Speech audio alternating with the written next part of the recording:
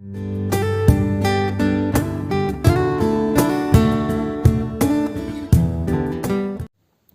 Friends, आज मैं आपके साथ डिस्कस करूंगा माइक्रो इकोनॉमिक्स का एक टॉपिक जिसका नाम है इक्विलिब्रियम। और इक्विलिब्रियम के अंडर इक्विलिब्रियम में चेंजेस किस तरीके से आते हैं when there is a decrease in demand and increase in supply. तो जब भी डिमांड में डिक्रीज आता है और सप्लाई में इंक्रीज आता है तो इक्विलिब्रियम में क्या फ़र्क पड़ेगा, इसकी 3 सिचुएशन डिस्कस करेंगे। पहली सिचुएशन, जब डिमांड में डिक्रीज आना और सप्लाई में इंक्रीज आना प्रोपोर्शनेटली सेम रहे। और दूसरी सिचुएशन, जब डिमांड में डिक्रीज ज़्यादा आए और सप्लाई में इंक्रीज कम। और तीसरी सिचुएशन, जब डिमांड डिक्रीज कम हो और सप्लाई में इंक्रीज ज़्यादा हो। तो ये तीनों सिचुएशन में सबसे पहली सिचुएशन है when decrease in demand is equal to increase in supply. तो ये सिचुएशन है जब भी डिमांड में जो डिक्रीज आ रहा है it is exactly equal to increase in supply. तो जितना डिमांड में डिक्रीज आ रहा है उतना ही सप्लाई में इंक्रीज आ रहा है। तो क्या होगा, तो चलिए इसको बनाने की कोशिश करते हैं। सबसे पहले मैं बनाऊंगा डिमांड कर्व। ठीक है, मैं जैसे जैसे कर्व बनाता रहूँगा उसको साथ के साथ नेम देता रहूँगा, जैसा कि आपको भी करना चाहिए।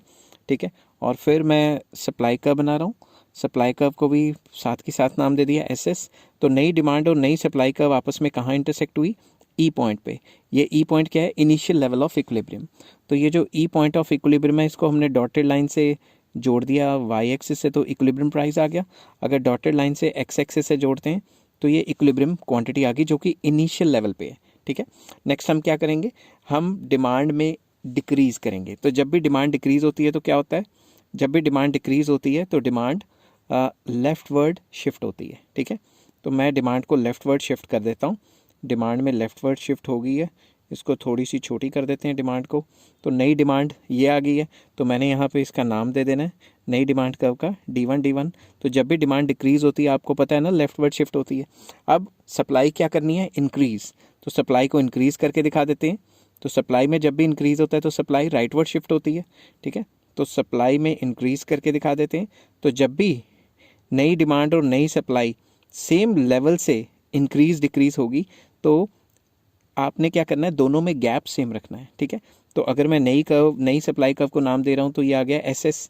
तो नई सप्लाई और नई डिमांड जहाँ पे इंटरसेक्ट कर रही हैं वो ये वाला पॉइंट है और नया पॉइंट इक्विलिब्रियम का आ गया E1। तो नया प्राइस आ गया P1 OP1 मतलब। ठीक है, और क्वांटिटी उतनी की उतनी है।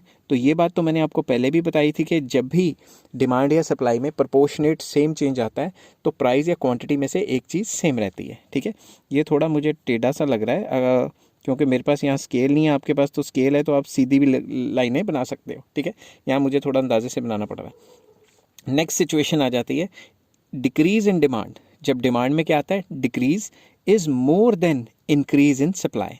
मतलब डिमांड डिक्रीज हो रही है मगर डिमांड में जो डिक्रीज हो रहा है वो ज़्यादा है और जो सप्लाई में इंक्रीज हो रहा है वो क्या है, कम।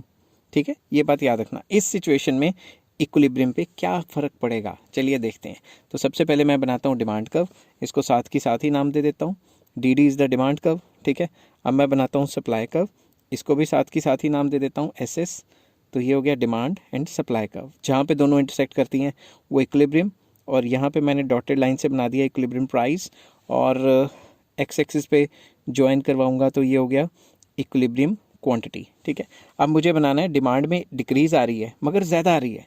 ठीक है, तो मैं डिमांड को जो डिक्रीज़ कर रहा हूँ वो ज़्यादा करूँगा। ठीक है, तो जब डिमांड को डिक्रीज़ करूँगा तो मैं इसको ऐसे शिफ्ट कर दूंगा नीचे की तरफ। ठीक है, और इसमें गैप दिखा दूंगा ज़्यादा।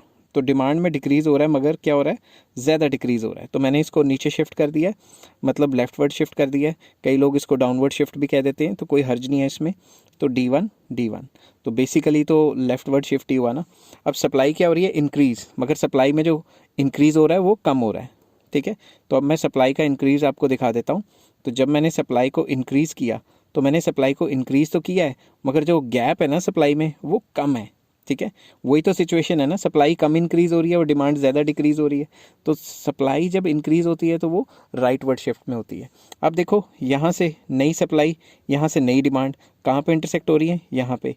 तो ये क्या है, नया इक्विलिब्रियम। तो अगर मैं इसको यहाँ से ऐसे जोड़ूँ तो मेरे पास नया प्राइस आ जाएगा और यहाँ से अगर नीचे की तरफ जोड़ूँ तो ये मेरे पास आ जाएगी नई क्वांटिटी। तो जब भी डिमांड ज़्यादा डिक्रीज़ होती है और सप्लाई साइमल्टेनियसली कम इंक्रीज़ होती है तो इक्विलिब्रियम प्राइस हमेशा गिरता है और इक्विलिब्रियम क्वांटिटी भी पहले से गिर जाती है। तो थर्ड सिचुएशन आ गई है आपकी, increase in demand is less than, sorry, decrease in demand is less than increase in supply. तो इस केस में क्या हो रहा है, जो डिमांड में जो डिक्रीज आ रहा है वो कम आ रहा है और सप्लाई में जो इंक्रीज आ रहा है वो ज़्यादा आ रहा है। तो ऐसी सिचुएशन में इक्विलिब्रियम पे क्या फ़र्क पड़ेगा ये जानने की कोशिश करते हैं। तो सबसे पहले मैं बनाता हूँ डिमांड कर्व, नाम दे देता हूँ साथ के साथ इसको नाम दे देते हैं, डी डी क्या है, डिमांड कर्व। फिर बनाता हूँ सप्लाई कर्व, तो ये भी मैंने साथ ही नाम दे दिया, S S is the supply curve, E is the point of equilibrium जहाँ पे ये दोनों इंटरसेक्ट करती हैं। तो जब मैं इसको मिलाता हूँ तो ये हो गया इक्विलिब्रियम प्राइस, और जब मैं इसको एक्स एक्सिस के साथ मिलाता हूँ तो ये हो गया इक्विलिब्रियम क्वांटिटी। अब मुझे क्या करना है, डिमांड में डिक्रीज़ करना है मगर कम करना है। तो मैं क्या करता हूँ, डिमांड कर्व को लेफ्टवर्ड शिफ्ट करूँगा मगर कम, ठीक है। तो मैं डिमांड कर्व को लेफ्टवर्ड शिफ्ट करूँगा मगर जो कम रखूँगा, ठीक है, जो गैप है वो कम रखूँगा। तो मैं इसको नाम दे देता हूँ D1। तो मैंने डिमांड में डिक्रीज़ किया है मगर कम किया है, और सप्लाई में मुझे इंक्रीज़ करना है मगर ज़्यादा इंक्रीज़ करना है, ठीक है। तो मैं सप्लाई में इंक्रीज़ करके उसमें गैप ज़्यादा रखूँगा, ठीक है। तो सप्लाई में अगर मैं गैप ज़्यादा रखता हूँ तो ये वाली सिचुएशन आ गई, ठीक है। तो अब मैं इसको नाम दे देता हूँ, मान लो S1। तो देखो नई सप्लाई कर्व और नई डिमांड कर्व जहाँ पे इंटरसेक्ट करती हैं वो ये वाला पॉइंट है।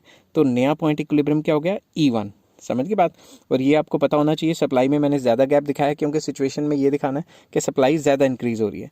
तो इसके सामने अगर देखें तो जो नई क्वांटिटी है वो Q1 आ जाती है, जो पहले से ज़्यादा है मतलब बढ़ चुकी है, और जो नया प्राइस है वो पहले से कम आ रहा है। समझ की बात। तो इस सिचुएशन में जो है प्राइस, इक्विलिब्रियम प्राइस गिर जाता है और इक्विलिब्रियम क्वांटिटी बढ़ जाती है। सारे के सारे लिंक आपको इस टॉपिक से रिलेटेड, इक्विलिब्रियम से रिलेटेड डिस्क्रिप्शन में मिल जाएंगे। डिस्क्रिप्शन को अच्छी तरह से गो थ्रू कीजिए और वहाँ से क्लिक करके जो वीडियो आपको पसंद है वो देखिए, ठीक है। अगर आपको ये वीडियो पसंद आई हो तो please like, share and subscribe. Take care, have a nice day. और नेक्स्ट वीडियो आएगी फोर्थ सिचुएशन जिसमें डिमांड डिक्रीज़ हो रही है और सप्लाई भी डिक्रीज़ हो रही है, ठीक है। Take care, have a nice day.